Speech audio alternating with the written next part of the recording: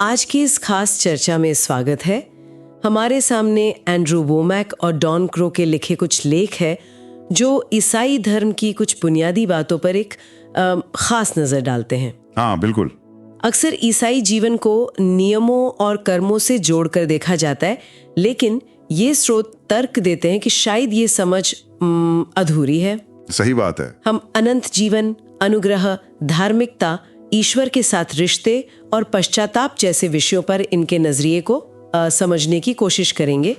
मसीह में पहचान और पवित्र आत्मा की शक्ति पर भी बात होगी। हाँ, ये लेख ईसाई धर्म की कुछ मुख्य शिक्षाओं को एक कह सकते हैं अलग कौन से प्रस्तुत करते हैं। इनमें इस बात पर बहुत जोर है कि ईश्वर के साथ हमारा रिश्ता हमारे कर्मों पर नहीं बल्कि उसके अनुग्रह और हमारे विश्वास पर आधारित है। अच्छा, हम देखेंगे कि अनंत जीवन का मतलब सिर्फ स्वर्ग में हमेशा जीना नहीं बल्कि कुछ और भी गहरा है और कैसे धार्मिकता को एक तोहफे की तरह समझाया गया है। तो चलिए शुरुआत करते हैं अनंत जीवन की अवधारणा से। यूहन्ना 3:16 शायद बाइबल की सबसे जानी मानी आयत। हाँ, बहुत मशहूर है। कहती है कि ईश्वर ने जगत से ऐसा प्रेम रखा कि अपना इकलौता पुत्र दे दिया ताकि जो कोई उस पर विश्वास करे वो नाश न हो परंतु अनंत जीवन पाए। आमतौर पर हम अनंत जीवन को मरने के बाद हमेशा जीने से जोड़ते हैं। बिल्कुल, लेकिन ये स्रोत यूहन्ना 17:3 का हवाला देते हुए एक बहुत ही दिलचस्प बात सामने रखते हैं। हाँ। वहां यीशु प्रार्थना में कहते हैं, अनंत जीवन ये है कि वे तुझ एकमात्र सच्चे परमेश्वर को और यीशु मसीह को जिसे तूने भेजा है जाने मतलब जानना। हाँ, यहाँ जानना सिर्फ दिमागी जानकारी नहीं है। इब्रानी भाषा में देखिए, जानने का अर्थ बहुत गहरा, व्यक्तिगत और अंतरंग संबंध होता है। हाँ। जैसे उत्पत्ति 4:1 में आदम और हव्वा के बारे में कहा गया है। ओ अच्छा। तो इसका मतलब हुआ कि अनंत जीवन सिर्फ भविष्य में स्वर्ग जाने की बात नहीं बल्कि अभी इसी वक्त परमेश्वर के साथ एक गहरे निजी रिश्ते की शुरुआत है। हाँ बिल्कुल, स्रोत इसी पर जोर देते हैं। एक यूहन्ना 5:11-12 कहता है कि जिसके पास पुत्र है उसके पास जीवन है। ये जीवन अभी से शुरू होता है। अभी से? हाँ, ये सिर्फ अंतहीन अस्तित्व नहीं बल्कि यूहन्ना 10:10 के अनुसार एक भरपूर बहुतायत का जीवन है जो आज हमारे लिए उपलब्ध है। मतलब परमेश्वर का अनुभव करने और उसके साथ चलने का जीवन। ये तो सोचने का एक बिल्कुल नया तरीका है। अच्छा, अब बात करते हैं उद्धार और धार्मिकता की। पार्ट 2 में लूका 18 की कहानी है। एक फरीसी और एक चुंगी लेने वाला मंदिर में प्रार्थना करने जाते हैं। हाँ, वो कहानी। फरीसी अपनी अच्छाइयों पर बहुत गर्व करता है। हाँ, वो गिनाता है कि वो कैसे उपवास रखता है, दशमांश देता है। बिल्कुल, वो अपनी प्रार्थना में यही गिना रहा है कि वो कैसे दूसरों से बेहतर है।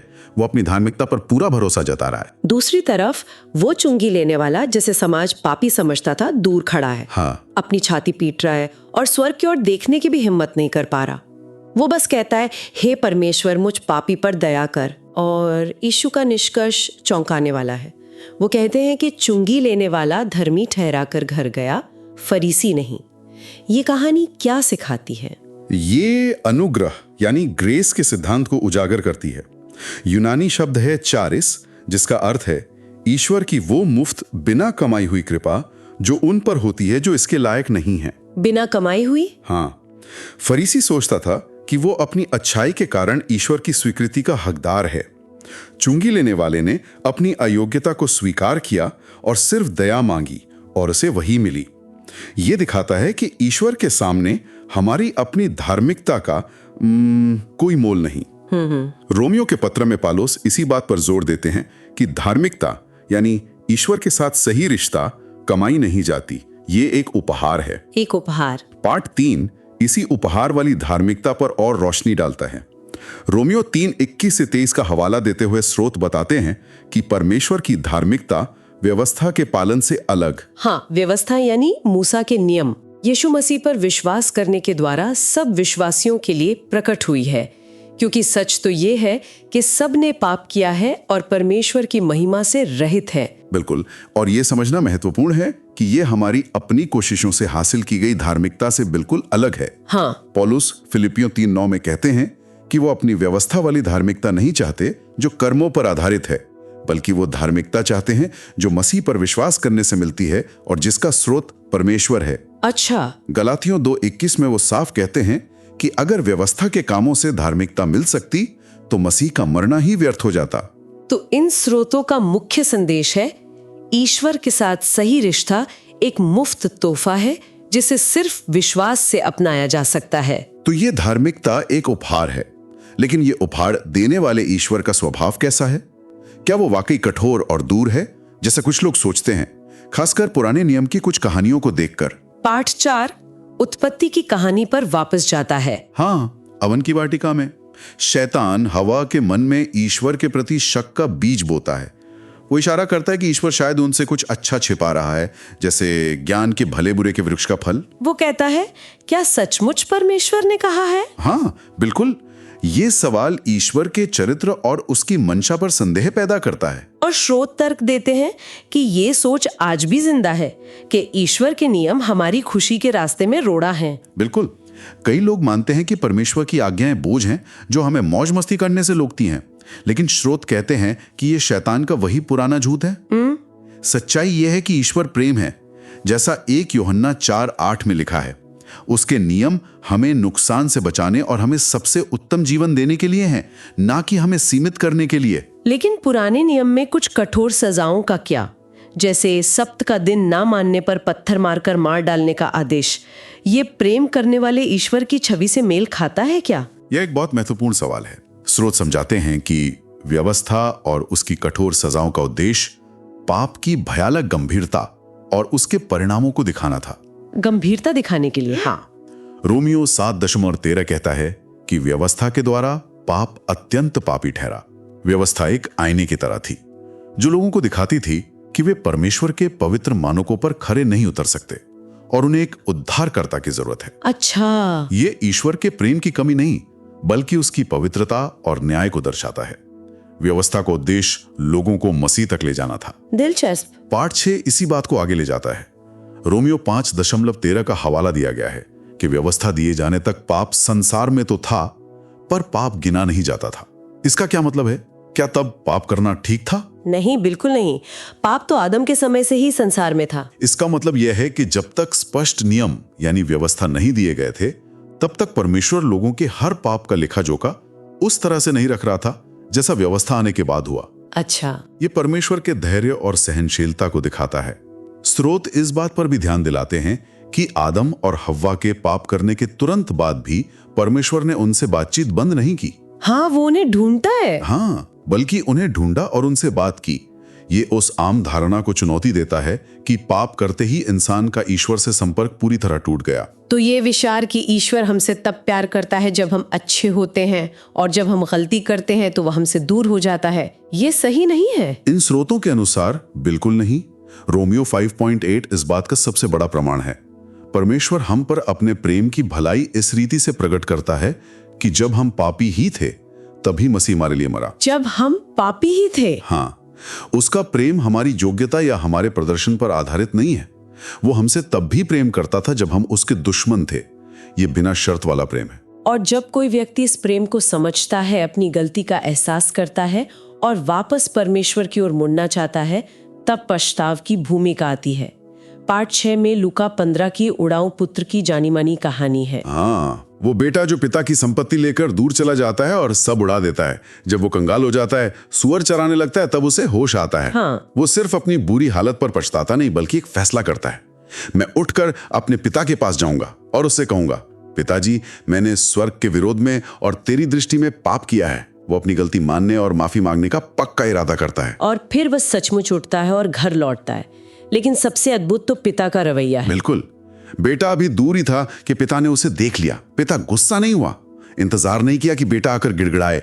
वो तरस खाकर दौड़ा और उसे गले लगाकर बहुत चूमा। बेटे के कुछ कहने से पहले। हाँ, कहने से पहले ही पिता ने उसे माफ कर दिया, उसे फिर से बेटे का दर्जा दिया और जश्न मनाने का हुक्म दिया। तो पश्चाताप सिर्फ बुरा महसूस करना या आंसू बहाना नहीं है। नहीं, इन स्रोतों के अनुसार पश्चाताप का असली मतलब है मोड़ फिराना, यानी अपनी सोच और दिशा बदलना। ये पाप से मुड़कर परमेश्वर की ओर आना है। एक्शन लेना है मतलब। हाँ, बिल्कुल। उड़ाऊ पुत्र ने सिर्फ महसूस नहीं किया, उसने उठा, लौटा और पिता की ओर कदम बढ़ाया।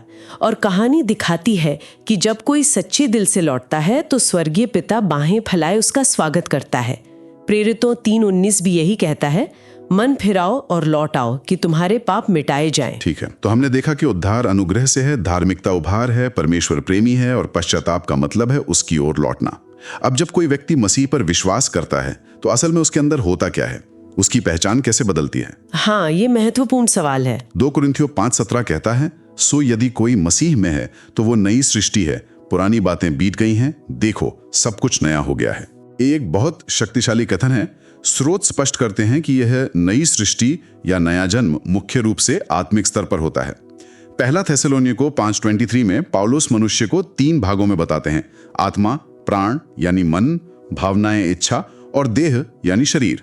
आत्मा, प्राण और देह। हाँ, जब कोई मसीह पर विश्वास करता है तो उसकी आत्मा, जो पहले पाप के कारण परमेश्वर से अलग और मृत थी, जैसा इफिसियों 2:1 में कहा गया है, वो पूरी तरह से नई बना दी जाती है। पूरी तरह से नहीं, मतलब उसमें कोई पुराना अंश नहीं रहता। हाँ, इन लेखों के अनुसार आत्मा के स्तर पर यह एक तात्कालिक और संपूर्ण परिवर्तन है। गलातियों 4:6 कहता है कि परमेश्वर अपने पुत्र की आत्मा हमारे हृदयों में भेजता है। हमारी मानवीय आत्मा परमेश्वर की आत्मा से जुड़कर जीवित और नई हो जाती है। अच्छा, यह शारीरिक या मानसिक बदलाव नहीं है जो धीरे धीरे होता है, बल्कि आत्मा का कायापलट है। पाठ 10 इसे और खोलता है। इफिसियों 4:24 कहता है कि यह नया मनुष्यत्व परमेश्वर के अनुसार सत्य की धार्मिकता और पवित्रता में सृजा गया है। ये वही उपहार वाली धार्मिकता है जिसकी हमने बात की थी। हाँ बिल्कुल। 2 कुरिन्थियों 5:21। तो इसका मतलब यह है कि जो विश्वास करने वाले की आत्मा अभी इसी वक्त पूरी तरह से धर्मी और पवित्र है। अभी इसी वक्त। इन स्रोतों का यही तर्क है। विश्वास करने वाले की आत्मा में मसीह का स्वभाव और पवित्रता डाल दी गई है। वो आत्मा के स्तर पर वैसा ही बन गया है जैसा मसीह है। इफिसियों 1:13 कहता है कि विश्वास करने पर पवित्र आत्मा की छाप या मोहर लग जाती है, जो इस नई पहचान की गारंटी है। तो फिर इसका मतलब यह नहीं कि विश्वासी कभी पाप नहीं करेगा या गलत विचार नहीं रखेगा, क्योंकि उसका मन, प्राण और शरीर, देह अभी भी पुराने पैटर्न से प्रभावित हो सकते हैं। तो फिर संघर्ष क्या है? अगर आत्मा सिद्ध है तो संघर्ष इसी में है कि हम अपनी इस नई आत्मिक सच्चाई को अपने मन में स्वीकार करें और अपने रोजमर्रा के जीवन और व्यवहार में प्रकट करें। हमें सीखना है कि हम आत्मा में कौन बन चुके हैं और अपनी सोच और कामों को उस सच्चाई के अनुसार ढालना है।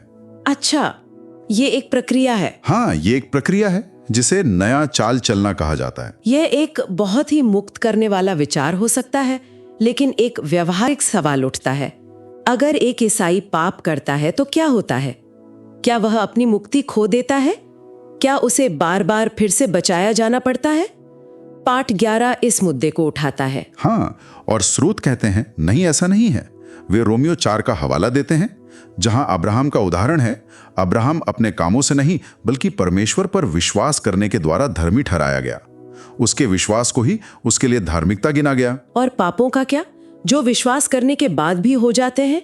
धन्य वो मनुष्य है जिसके पाप को प्रभु कभी ना गिनेगा। कभी नहीं गिनेगा। हाँ, नई वाचा के तहत इन स्रोतों के अनुसार एक विश्वासी के पाप उसके खाते में नहीं लिखे जाते या उसके विरुद्ध गिने नहीं जाते। उसकी स्थिति परमेश्वर के सामने उसके विश्वास पर टिकी है, ना कि उसके हर पल के प्रदर्शन पर। लेकिन ये सुनने में थोड़ा खतरनाक लग सकता है कि पाप गिना नहीं जाता। क्या इसका मतलब यह है कि फिर पाप करने से कोई फर्क नहीं पड़ता? नहीं नहीं, स्रोत इस बात पर बहुत स्पष्ट हैं कि ये पाप करने का लाइसेंस या खुली छूट बिल्कुल नहीं है। अनुग्रह हमें पाप पर जय पाने की शक्ति देता है, ना कि पाप में बने रहने की। अच्छा, इसका मतलब यह है कि परमेश्वर के साथ हमारा रिश्ता अब हमारे कामों पर निर्भर नहीं करता, वो मसीह के काम के कारण सुरक्षित है।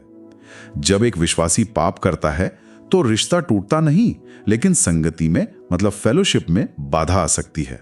संगति में बाधा? हाँ, 1 यूहन्ना 1.9 रास्ता दिखाता है। यदि हम अपने पापों को मान लें तो वो हमारे पापों को क्षमा करने और हमें सब अधर्म से शुद्ध करने में विश्वास योग्य और धर्मी है।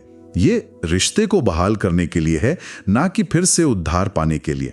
समझ गए।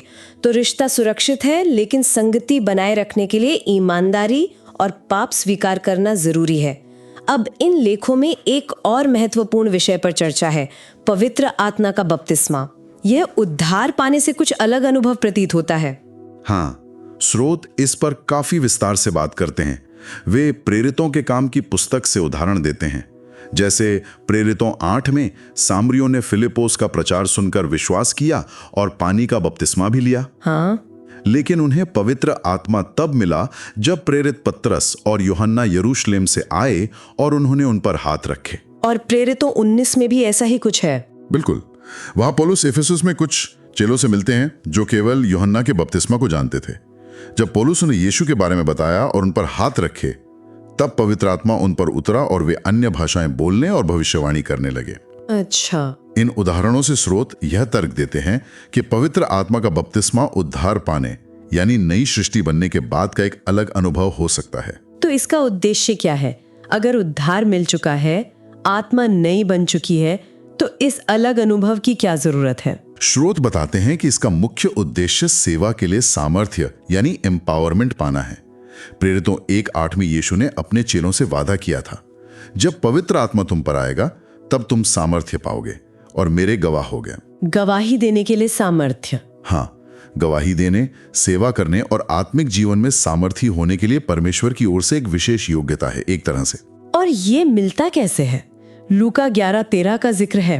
हाँ, जहां यीशु कहते हैं कि स्वर्गीय पिता मांगने वालों को पवित्र आत्मा देगा। पाठ 15 प्रेरितों 10 की घटना बताता है, जहां कुरनेलियस नाम के एक गैर यहूदी के घर में पतरस प्रचार कर रहा था। वचन सुनते सुनते ही उन सब पर पवित्र आत्मा उतरा और वे अन्य भाषाएं बोलने और परमेश्वर की बड़ाई करने लगे। सुनते सुनते ही? हाँ, ये दिखाता है कि ये अनुभव सिर्फ हाथ रखने से ही नहीं, बल्कि विश्वास से ग्रहण करने से भी मिल सकता है। इन लेखों में अन्य भाषाओं में बोलने पर भी काफी जोर है, खासकर पाठ 16 में। इसके क्या फायदे बताए गए हैं? 1 कुरिन्थियोस 14 और यहूदा 20 का हवाला देते हुए स्रोत कुछ बातें बताते हैं। 1, ये आत्मा द्वारा प्रार्थना करना है, जहां हमारी बुद्धि शायद ना समझे पर हमारी आत्मा परमेश्वर से बात करती है। आत्मा से प्रार्थना? हाँ। 2, ये व्यक्ति को आत्मिक रूप से मजबूत करता है या उसकी उन्नति करता है।